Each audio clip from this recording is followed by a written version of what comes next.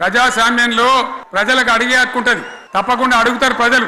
Police సోదరులను నేను అడుగుతా ఉన్నా, మీరెందుకు దునుకులాడుతుండ్రే?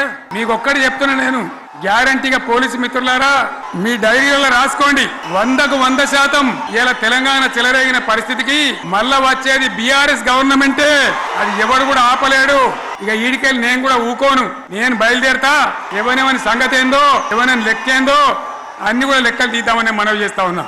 ప్రభాకర్ రెడ్డి అని మా ఎమ్మెల్యే, దుబ్బాక ఎమ్మెల్యే, ఆయనతో ఎవరో హైదరాబాద్ లో మాట్లాడితే, అన్న ఇంకా 3 ఏళ్ళు భరించానే ఈ గవర్నమెంట్ అని మాట్లాడింది. ఆయన మాట చెప్పిండు విలేకరులు.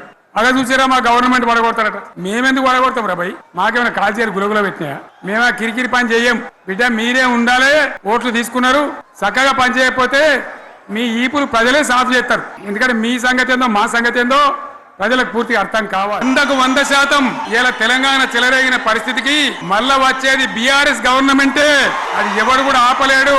ఇక ఈడికెళ్ళి నేను కూడా ఊకోను, నేను బయలుదేరతా. ఎవరెవరి సంగతి ఏందో, ఎవరైనా లెక్కేందో అన్ని కూడా లెక్కలు తీద్దామని మనవి చేస్తా ఉన్నా.